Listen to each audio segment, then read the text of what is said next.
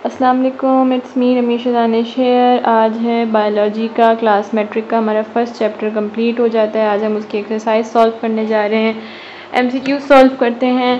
पहला है हमारे पास the biological functions which perform gases exchange. वो बायोलॉजिकल फंक्शन जो कि गैसेस एक्सचेंज परफॉर्म करता है वो कौन सा है? Photosynthesis, respiration, both A and B और ग्रोथ। तो इसका जो ऑप्शन होगा वो सी इसका करेक्ट ऑप्शन है, बोथ ए एंड बी, क्योंकि फोटोसिंथेसिस के थ्रू जो है वो प्लांट्स गैसेस एक्सचेंज करते हैं, जबकि रेस्पिरेशन के थ्रू एनिमल्स जो हैं वो गैसेस एक्सचेंज कर रहे होते हैं। Plants do exchange of gases through, हमने पीछे पढ़ा था कि प्लांट्स किसके थ्रू जो है वो गैसेस एक्सचेंज करते हैं, थ्रू स्टोमेटा करते हैं।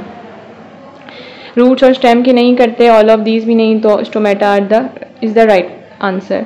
Each stoma is formed by, stoma किससे मिलकर बना होता है? 1 guard cell, 3 guard cells, 2 guard cells या 4 गार्ड सेल्स। तो हमने बात पढ़ी थी कि ईच स्टोमेटा जो है वो 2 गार्ड सेल से मिलकर बना होता है। Respiratory surface possesses following properties. Respiratory surface की कौन कौन सी प्रॉपर्टीज़ होती हैं? Thin and wet, very large, permeable, all of these. तो हमने पीछे कुछ प्रॉपर्टीज़ ऑफ रेस्पिरेटरी सरफेसेस पढ़ी थी, जिसके अंदर हमने ये पढ़ा था कि वो उसको थिन एंड वेट भी होना चाहिए, वेरी लार्ज भी होती है, परमिएबल भी होना चाहिए। तो इसके जो आंसर है वो डी है, all of these.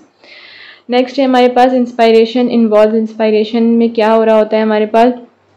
contraction of intercostal muscles, contraction of diaphragm, inward movement of ribs, both A and B।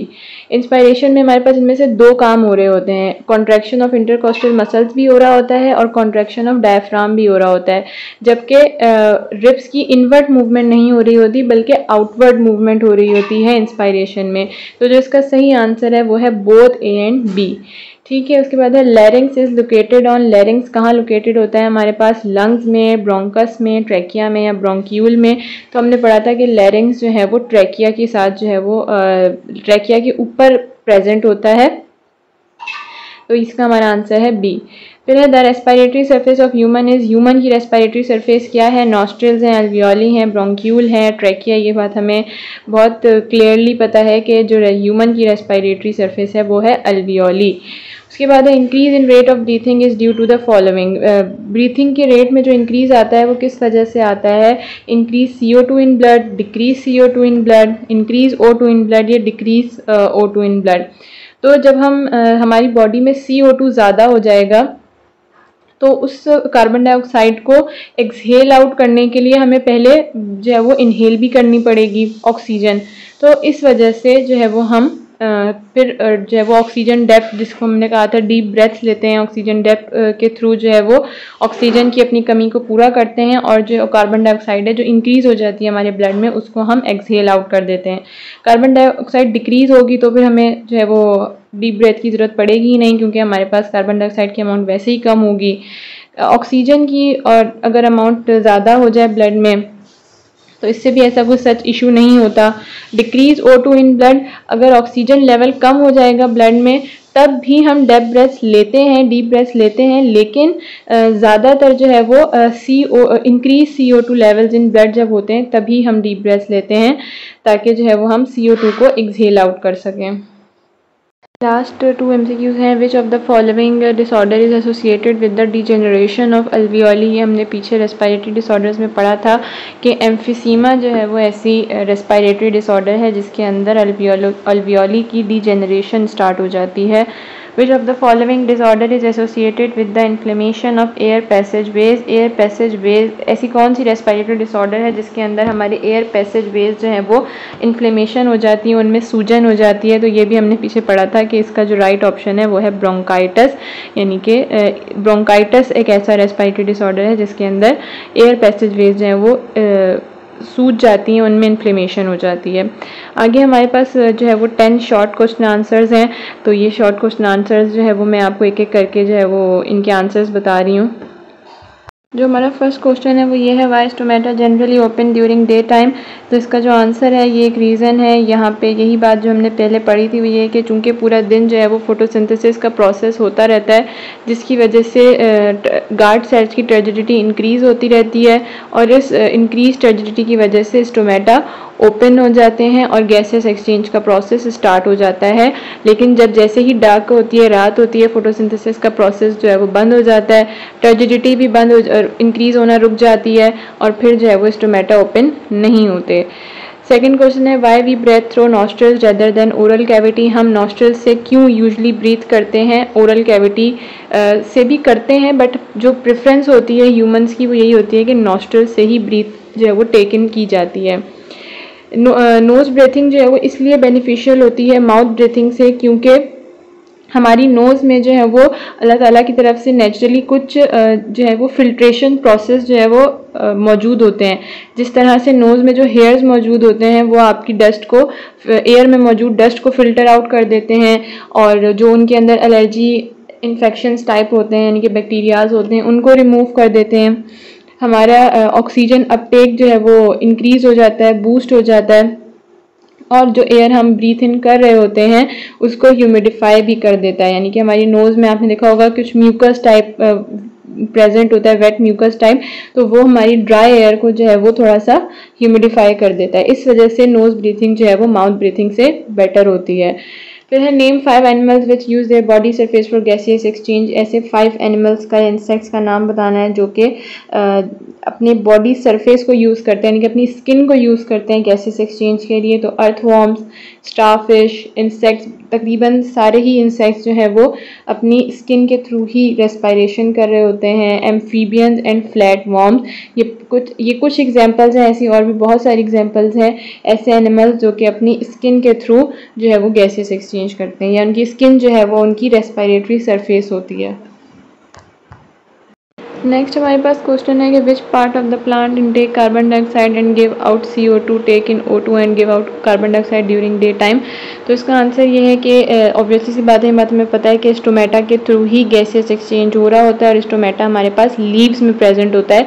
तो जिसका आंसर है वो लीव्स है, यानी कि लीव्स में जो है वो प्लांट का ऐसा पार्ट है लीव्स जो कि गैसेस एक्सचेंज में हेल्प आउट कर रहा होता है, क्योंकि उसके ऊपर स्टोमेटा मौजूद होता है। तो उसी पार्ट में से जो है वो कार्बन डाइऑक्साइड इनटेक हो रही होती है, ऑक्सीजन जो है वो एक्सहेल आउट हो रही होती है प्लांट में से। और ये काम सिर्फ और सिर्फ मॉर्निंग में होता है, क्योंकि स्टोमेटा मॉर्निंग में ओपन होते हैं और नाइट में वो क्लोज हो जाते हैं, तो ये प्रोसेस भी वहीं पर रुक जाता है।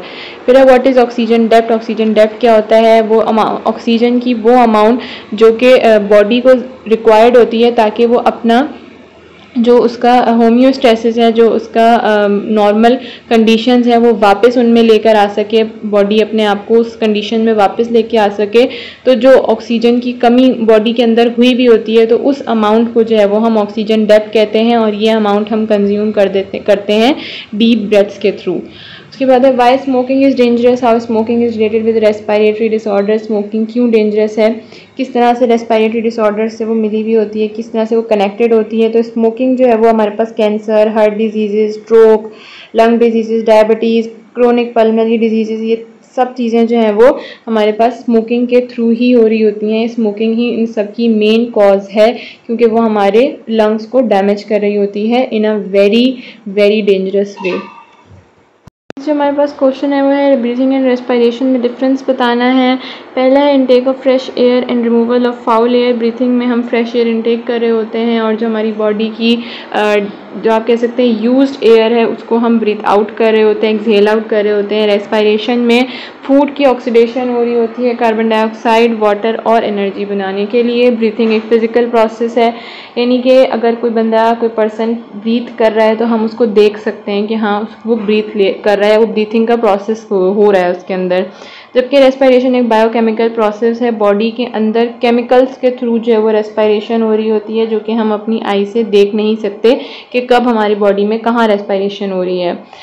ब्रीथिंग में नो एनर्जी रिलीज्ड इधर यूज्ड। ब्रीथिंग के लिए, ब्रीथिंग में ना कोई एनर्जी रिलीज्ड होती है और ना ही कोई एनर्जी यूज्ड होती है इस प्रोसेस के लिए, जबकि रेस्पिरेशन में एज अ बाय प्रोडक्ट जो है वो ATP फॉर्म हो रही होती है। ब्रीथिंग एक एक्स्ट्रा सेलुलर प्रोसेस है, यानी कि इसका सेल्स के साथ कोई ताल्लुक नहीं है, ये ऑर्गन्स के थ्रू हो रही होती है। जबकि रेस्पायरेशन एक इंट्रा सेलुलर प्रोसेस है, सेल्स के अंदर हो रही होती है रेस्पायरेशन। ब्रीथिंग के अंदर हमारे ब्रीथिंग के प्रोसेस में कोई इंजाइम्स इन्वॉल्व नहीं होते, क्योंकि ये एज सच खुद ही एक बहुत ही फास्ट प्रोसेस है। जबकि रेस्पायरेशन में लार्ज नंबर ऑफ इंजाइम्स जो है वो इन्वॉल्व होते हैं प्रोसेस को स्पीड अप करने के लिए भी, और वैसे भी जो है वो कुछ बहुत सारे प्रोसेस को या रिएक्शंस को कंप्लीट करने के लिए भी एंजाइम्स की ज़रूरत होती है। नेक्स्ट क्वेश्चन है, व्हाई डू वी ब्रीथ और इमीडिएटली ड्यूरिंग और इमीडिएटली आफ्टर एक्सरसाइज। एक्सरसाइज के दौरान या बाद में हमें डीप ब्रेथ की ज़रूरत क्यों पड़ती है? तो ये हम पहले ही डिस्कस कर चुके हैं कि जब हम एक्सरसाइज कर रहे होते हैं तो ब्लड में क्योंकि हम O2 यानी कि ऑक्सीजन ज़्यादा अमाउंट में जो है वो कंज्यूम कर रहे होते हैं, तो O2 का लेवल कम हो जाता है, कार्बन डाइऑक्साइड का लेवल इंक्रीज़ हो जाता है, जिसके अंदर बॉडी सेल्स जो हैं वो ग्लूकोज को ब्रेक डाउन करते हैं in the absence of oxygen, which is known as anaerobic respiration.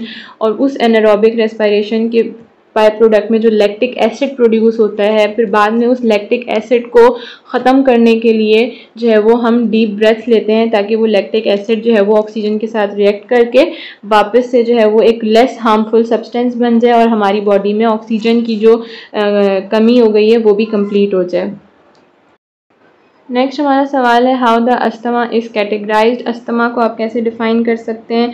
तो अस्थमा एक कॉम्प्लेक्स मतलब एक बहुत ही कॉम्प्लेक्स डिजीज़ है, रेस्पिरेटरी डिसऑर्डर्स है, जो कि पैथोजेनिक है, यानी कि पैथोजन के थ्रू होता है। इसके अंदर आपकी एयरवे इन्फ्लेमेशन होती है, आपकी जो सांस की नाली है वो सूज जाती है। इंटरमिटेंट एयरवे ऑब्स्ट्रक्शन होती है, यानी कि आपकी सांस लेने में जो है वो आपको दुश्वारी होती है, सांस लेने में आपको मुश्किल जो है वो होती है।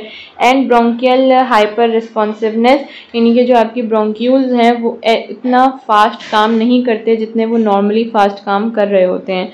उसके बाद है distinguish between inspiration and expiration. Inspiration और एक्सपायरेशन में जो है वो डिफरेंस बताना है। इंस्पायरेशन में डायफ्राम डिसेंट, डायफ्राम जो है वो कॉन्ट्रैक्ट हो जाता है। एक्सपायरेशन में डायफ्राम असेंड्स, डायफ्राम जो है वो वापस अपनी नॉर्मल कंडीशन में आ जाता है।